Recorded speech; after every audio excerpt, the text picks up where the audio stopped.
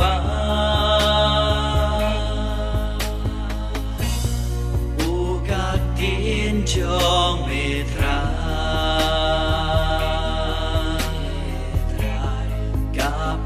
Kapendap yang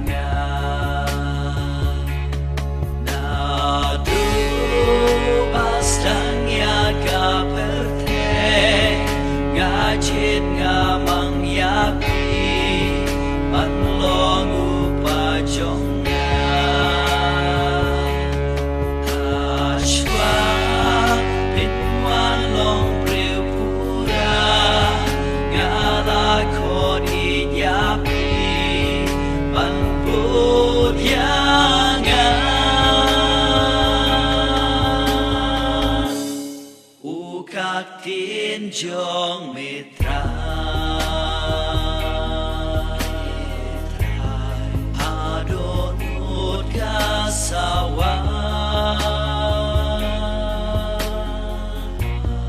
Ukak tin jong mitra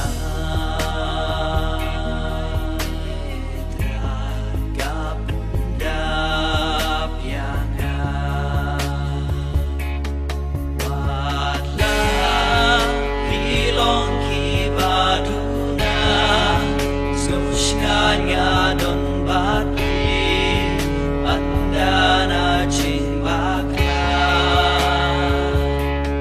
Ngape dap miadon mujong pi Da cing ika jongga Kabashisha Ukak tin jong itra Adonut kasawa Ukak tin jong mitra